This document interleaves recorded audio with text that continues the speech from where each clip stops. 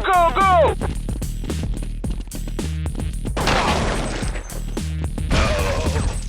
Ça va péter!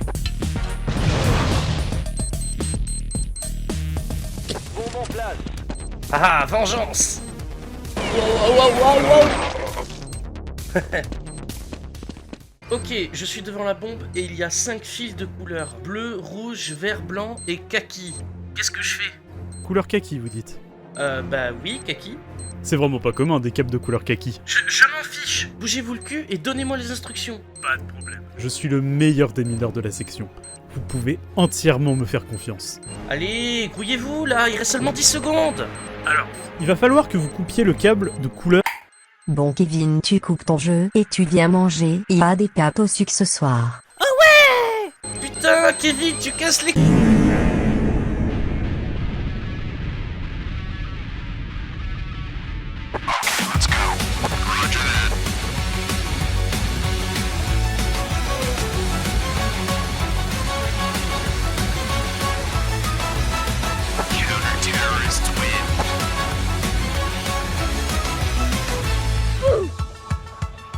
Salut, j'ai un nouveau chapeau. Aujourd'hui, je vais vous parler de mon FPS préféré, Counter-Strike. Counter-Strike, c'est un FPS cultissime qui a débarqué en 1999 en tant que mode du tout premier Half-Life. Et c'est un succès dès le début. L'année suivante, il est déjà racheté par Valve. Il devient donc un jeu officiel. S'en suivra d'autres versions du jeu jusqu'à aujourd'hui avec Counter-Strike 2, qui reste encore aujourd'hui l'un des jeux les plus joués sur Steam et dans le monde.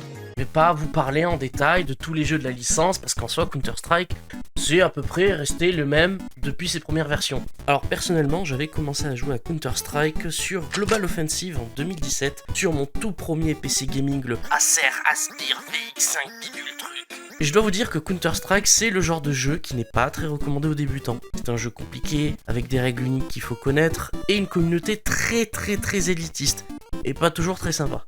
Mais ne vous inquiétez pas, je suis là pour vous aider et vous guider. Et en plus je suis armé, donc personne ne viendra vous embêter pendant notre visite. Counter-Strike, c'est 2 équipes de 5 joueurs, les terroristes et les antiterroristes. Le mode de jeu principal, c'est celui où l'équipe terroriste doit poser une bombe dans un endroit défini, et les antiterroristes doivent les en empêcher. Une manche peut se finir soit quand toute une équipe est totalement éliminée, ou bien si les antiterroristes arrivent à désamorcer la bombe avant qu'elle n'explose. Il existe aussi le mode otage, où les rôles s'inversent, c'est les antiterroristes qui doivent délivrer les otages, avec les terroristes qui doivent les en empêcher. À chaque début de manche, on doit acheter notre équipement, et on a plein de choses à disposition comme des grenades, des pistolets mitrailleurs, des fusils à pompe, des armes automatiques et des fusils de sniper. On gagne de l'argent en fonction de nos actions dans les rounds et après on doit acheter de l'équipement en fonction de notre budget. Alors des fois il faudra volontairement ne rien acheter pour économiser pour les manches suivantes, ce qu'on appelle faire des manches éco.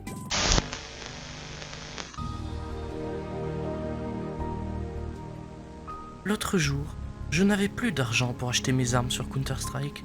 J'étais bien embêté. Heureusement, j'ai découvert quelque chose de fabuleux. Les manches éco. J'avais enfin l'impression de ne faire qu'un avec ma planète et de la protéger en étant éco-responsable. Je n'ai pas besoin d'acheter des choses futiles comme des armes automatiques. J'ai tout simplement mon pistolet de base qui marche très bien. Avec lui, je me sens en sécurité en éco-communication avec ma planète. Я вырежу твоих детей, твою семью сожру, блядь, как собака. Les manches éco, c'est chiant quand ça arrive. Pour votre santé et sécurité, veuillez au moins acheter un Face 7 et une armure par manche éco. Valve ne sera pas responsable si vous gérez mal votre budget en jeu. Counter-Strike, ce n'est pas qu'un simple FPS, il est très différent des autres. Il se repose plus sur de la stratégie et de la coopération que sur d'autres FPS beaucoup plus orientés action. Je dis pas que c'est moins bien, bien au contraire. J'adore les FPS un peu plus bourrins, et c'est surtout juste 2 philosophies différentes. Je vais vous montrer un exemple très parlant pour différencier les deux. Dans 90% des FPS sortis depuis le milieu des années 2000, on peut avoir la fameuse visée Iron Sight, où on voit à travers le viseur. Alors d'ailleurs, pour l'anecdote, cette vue n'a pas été inventée par Call of Duty, mais par Operation Flashpoint Cold War Crisis, sorti 2 ans avant. Counter-Strike, lui, il est sorti bien avant, donc il fait partie de ces FPS fin 90 début 2000, où la visée est directe, et ils n'ont jamais changé cela. C'est aujourd'hui un des rares FPS avec encore ce système-là, contrairement aux autres FPS modernes. La vue à la Call of Duty est bien plus appréciée sur les jeux consoles. Essayez des FPS qui sont sortis avant les Call of Duty, genre GoldenEye 64, vous verrez à quel point ça a très mal vieilli. Alors ça n'a pas empêché empêcher qu'il y ait des portages console. Comme par exemple, il y a eu une version sur la première Xbox et aussi un portage de Global Offensive sur PS3 et 360. Mais bah c'était juste injouable à la manette en fait. Si vous voulez jouer aux anciennes versions, pas besoin de lancer les Xbox. Un tour sur Steam, vous avez tous les Counter-Strike qui sont disponibles. Et souvent pas cher en plus. C'est vraiment bien, je trouve, pour la sauvegarde du patrimoine vidéoludique d'avoir encore ces vieux jeux mis à jour et jouables. En revanche, il y a un petit problème assez spécial lié aux anciennes versions de Counter-Strike. Alors imaginons, vous voulez vous rejouer au premier Counter-Strike, la version 1.6, voilà. Vous lancez le jeu, vous allez dans les serveurs en ligne, et là vous avez 2393 serveurs. Bon bah du coup vous en prenez un au hasard, et... Что было приветствует тебя. У нас тут топовые стволы, убойные ножи, самые удачные. Le groupe antiterroriste remporte la victoire. Sur les vieux Counter-Strike, c'est la communauté qui gère tout ça. Donc ça peut aller de petits serveurs tranquilles, sympas, à gros bordel incompréhensible. Le problème que j'ai avec ça, c'est qu'il est très difficile de trouver des serveurs plus classiques pour avoir l'expérience de base. Et puis vu que la communauté du jeu, elle est surtout basée dans les pays d'Europe de l'Est, eh ben on pige rien quand on débarque sur un serveur. Bon, je vais aller sur mon PC pour jouer à Counter-Strike. Oh non, y a que des serveurs en russe, c'est chiant. J'ai pas envie d'y aller, je vais rien comprendre, et puis... Bravo, vous êtes devenu raciste. Vous gagnez 15 points de peine ainsi qu'un season pass des meetings du RN. Mince, bon bah tant pis, je vais aller voir Pascal Fraude sur F-News. Alors, il existe bien des serveurs en anglais et des communautés francophones, mais bon, c'est plutôt difficile de les trouver et elles sont pas toujours toutes sympathiques. Salut, je viens d'arriver sur le serveur et...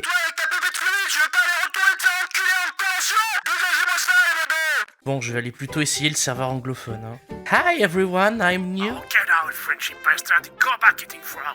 Bon, en tout cas, si jamais vous connaissez des serveurs sympathiques, n'hésitez pas à les partager dans les commentaires. Moi, je suis preneur.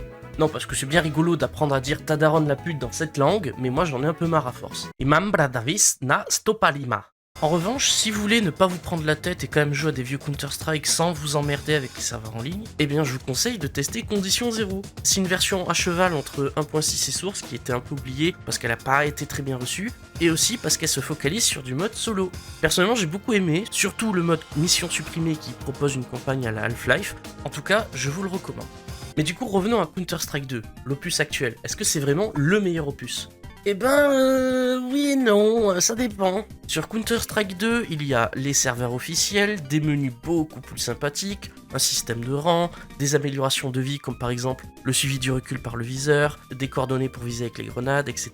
Franchement, c'est peut-être la version ultime du jeu. Ouais, mais malheureusement, rien n'est parfait, ils ont retiré quelque chose qui est primordial. Qu'est-ce que c'était ? Attendez, ça va me revenir. Ah oui, c'est vrai ! Le fun ! C'est où le fun ? C'est là ? Par là ? Ah, attendez, je crois que je l'ai trouvé. Ah non, c'est juste un vieux dragibus en fait.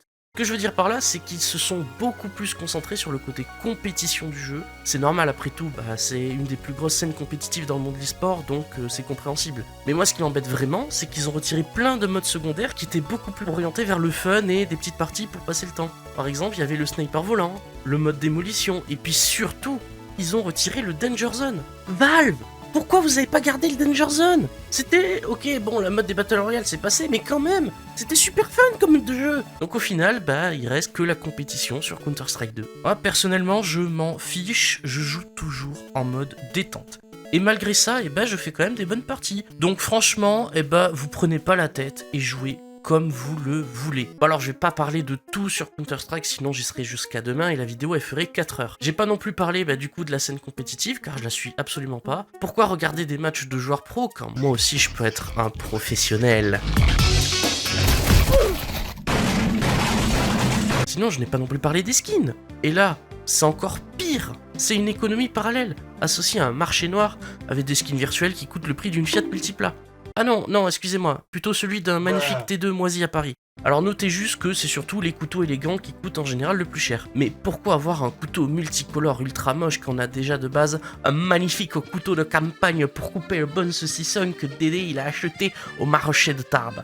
De toute façon, vous pouvez trouver plein de petits skins pas très chers et assez sympas sur le marché. Et je rappelle que vous pouvez jouer sans acheter quoi que ce soit, bien évidemment. Mais du coup, est-ce que au final, je vous recommande de jouer à Counter-Strike ? Ça va dépendre de vous. De toute façon, Counter-Strike 2, il est totalement gratuit, donc ça vous coûtera rien de l'essayer. Et dans le pire des cas, vous pouvez le désinstaller après vous être pris 12-0 par une équipe de cheaters. Bon allez, moi je vous laisse, je retourne sur ma map préférée qui est bien évidemment Office, la meilleure de toutes. De toute façon, si t'es pas d'accord, tu peux venir m'insulter en commentaire, comme ça me fera du référencement. En tout cas, n'hésitez pas à vous abonner et à rejoindre mon serveur Discord. Je vous dis à la prochaine fois, salut!